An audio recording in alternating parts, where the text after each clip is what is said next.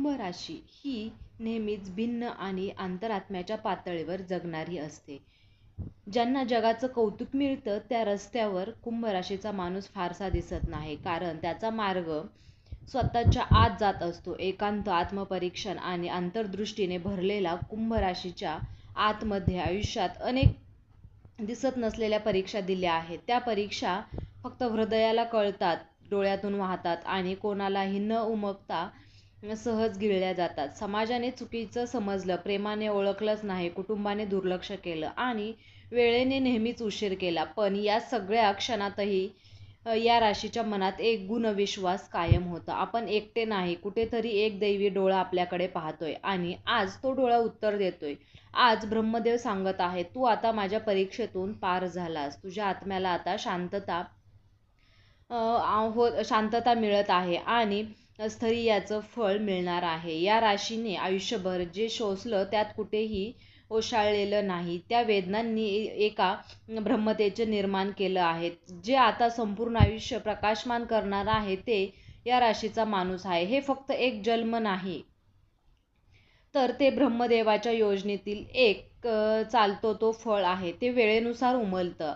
आज ते तुमचं आयुष्य बदलणार नाही, तर आज तुमचं आयुष्य तुमच्या सारखं उमलणार आहे. वळण तुमचं नाही, हे ब्रह्मदेवाचं उत्तर आहे. जे फक्त पात्रतेने नव्हते, तर ते आत्मिक शुद्धतेने मिळतं. नंबर 1 आहे तुमच्या मनातील तपश्चर्या. ब्रह्म त्याच्यात रूपांतरित होणार आहे. तुम्ही अनेकदा रडायचं टाळलं, फारसं कुणाकडे व्यक्तही झाला नाहीत, कारण कोणालाही ते समजणार नाही हे तुम्हाला ठाऊक होतं. पण या मौनातून तयार झालेल्या वेदना आता अंतरात्म्याच्या दिव्य रूपात रूपांतरित होणार आहेत. तुमच्या विचारांनी लोकांना दिशा मिळेल, तुमच्या शांततेतून इतरांना ऊर्जा मिळेल. नंबर 2 आहे ज्यांनी तुम्हाला नाकारलं तेच लोक आता तुमचं मार्गदर्शन मागणार आहेत. कधी कधी तुम्ही खूप काही दिलं, पण त्याची किंमतच कोणालाही कळली नाही. काहींनी तर तुमचं अस्तित्व दुर्लक्षित केलं.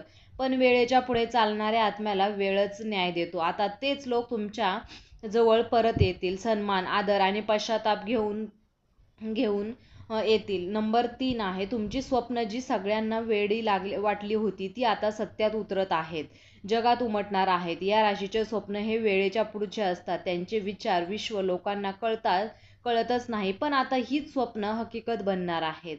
एखादं नवीन आयडिया, एखादे वेगळे काम, एखादी मानसिक दिशा ही अचानक लोकांसमोर यशस्वी ठरणार आहे. नंबर 4 आहे आत्म्याचं अपूर्ण नातं आता ब्रह्मदत्त पूर्णत्वात बदललेलं. तुमचं प्रेम, तुमची नाती आणि अनेकदा अर्धवट राहिलं.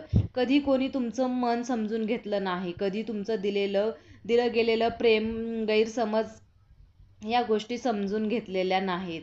ब्रह्मदेव आता या अशा नात्याचं एक दार उघडणार आहे जे मनाच्या पलीकडचं, आत्म्याच्या पातळीवरचं आणि पूर्णत्वाचा असणार आहे. नंबर 5 आहे या राशीचा एकांत आता ध्यान आणि दिव्य संवादनाचा माध्यम ठरणार आहे. या गोष्टीमध्ये विचार करत राहिलात, खोल गेलात, एकांतात आत विरघळलात, पण ते ध्यानाच असतील की या काळात तुमच्या पूर्वजनांचे संकेत, ब्रह्मदृष्ट मार्गदर्शन आणि दैवी स्पर्श जाणवतील. नंबर 6 आहे तुमचं गूढ आयुष्य आता प्रेरणेचं स्रोत होणार आहे. तुम्ही खूप वेळ काही सहन केलं, पण कोणालाही न कळता तुमचं आयुष्य एका अज्ञात प्रवास वाटला होता, पण त्यातच एक दैविक कथा दडलेली होती. आता इतर लोक तुमच्या प्रवासाकडे दिसणार सत्य नव्हे तर अदृश्य तेज म्हणून पाहतील. नंबर 7 आहे आर्थिक व स्थैर्याच्या बाबतीत एक दैवी संधी अचानक उघडणार आहे. कधी पैसा थांबला, तर कधी योग्य ती संधी पुढेच आली नाही, पण तुम्ही न थांबताना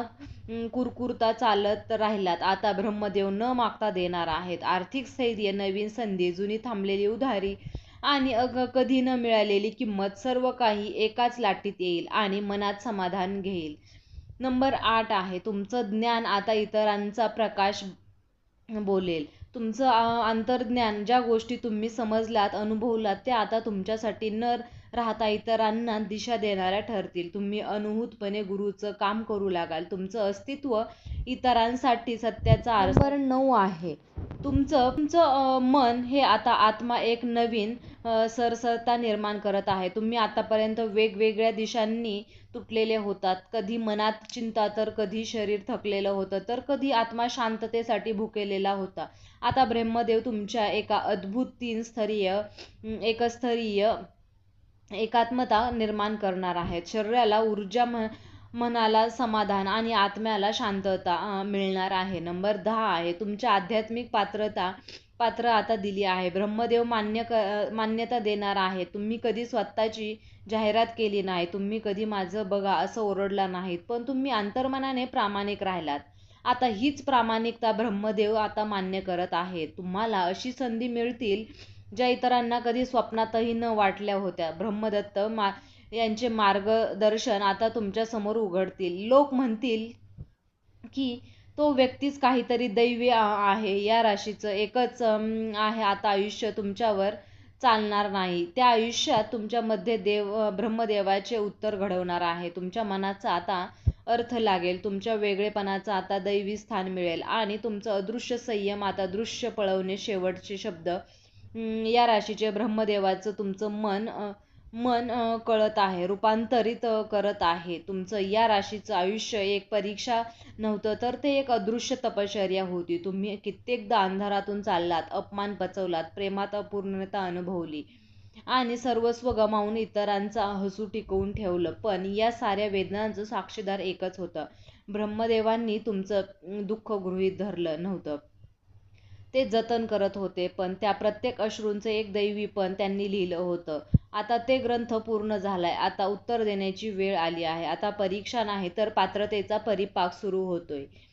तुम्हाला जे हरवलं होतं ते दुपटीने परत मिळणार आहे. जे स्वप्न अर्धवट राहिलं होतं ते पूर्णत्वाने साकार होणार आहे. जिथे तुम्ही नाकारले गेलात तिथे ब्रह्मदेव प्रकट होणार आहे. जिथे तुम्ही एकटे होता तिथे दृष्ट्या सुरक्षित व्हाल. हे फळ काय आहे, तर या शब्दांच्या पलीकडचं समाधान, प्रेमाच्या बाहेरचा आत्मसंबंधी, मनाच्या पलीकडचं शांत अंतरंग आणि सामाजिक यशापलीकडचा ब्रह्मदत्त. या राशीचे हे लक्षात ठेवा की तुमच्या श्वासात ब्रह्मदेवाचा वास आहे. तुमच्या थांबलेल्या पावलातही एक दैवी शक्ती आहे, दैवी दिशा आहे. आता ब्रह्मदेव म्हणतात की तुझी वाट मी बनवतो. हे वळण केवळ जीवनात यश मिळवणं नाही, तर म्हणजे तुमचं संपूर्ण अस्तित्व ब्रह्मसंगतीत विलीन होणं आहे. अंतिम विचार या राशीच्या तुम्ही जेव्हा बोलतात तेव्हा ब्रह्मदेव ऐकत होते. जेव्हा तुम्ही थांबला होतात तेव्हा ते चालत होते.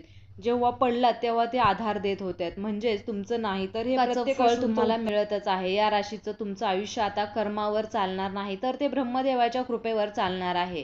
कृपा हीच तुमची नवीन संधी असणार आहे. त्यामुळे तुम्हाला या सर्व गोष्टींकडे लक्ष देऊन व्यवस्थित बघायचं आहे. तर मित्रांनो, तुम्हाला हा व्हिडिओ कसा वाटला? व्हिडिओ जर तुम्हाला आवडला असेल तर व्हिडिओला लाईक करा, चॅनलला सबस्क्राईब करा आणि हा व्हिडिओ तुम्ही शेवटपर्यंत पाहिल्याबद्दल तुम्हा सर्वांचे मनापासून खूप खूप धन्यवाद. श्री स्वामी समर्थ. जय जय स्वामी समर्थ.